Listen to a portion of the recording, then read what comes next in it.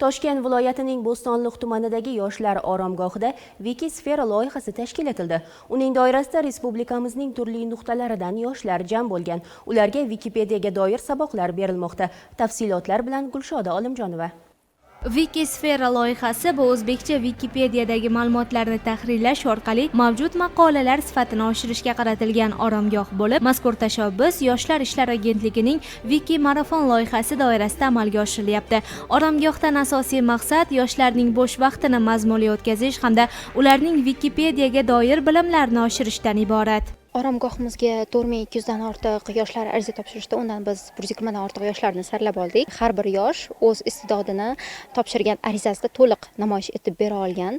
Yozgan essesida undan tashqari sertifikatlar orqali biz bunga amin bo'ldik va bizni quvontirgan jihati har bir yosh bu jarayonda astoydil faol ishtirok etdi. O'zbekcha Wikipediyani rivojlantirish bu jahon internet tarmog'ida o'zbek tilidagi ma'lumotlarning ko'payishiga asos bo'ladi. Hozirgi kunda o'zbekcha Wikipediyada 340 mingdan ortiq maqola bo'lib, bu natija bilan Wiki reytingda 38-pog'onani egallamoqda. Shuni qo'shimcha qilish kerakki, o'zbekcha Wikipediya turkiy tilli Wikipediyalar o'rtasida 3-chi, Markaziy Osiyo davlatlarining Wikipediyalari o'rtasida esa 1-o'rinda turibdi. Bu yerga kelishimizni bugun 3-kuni. 3 kundan beri qiziqarli mashg'ulotlar, qiziqarli darslar olib borilyapti biz bilan. Bu yerda bo'sh qolishga, bekorchi bo'lishga umuman vaqt qoldirishmayapti. O'quv mashg'ulotlari juda ham zo'r, a'lo darajada tashkillashtirilgan. Mana hozir ham bitta o'yinni tugatdik. Bu yerda o'tayotgan vaqtimiz juda ham maroqli bo'lyapti.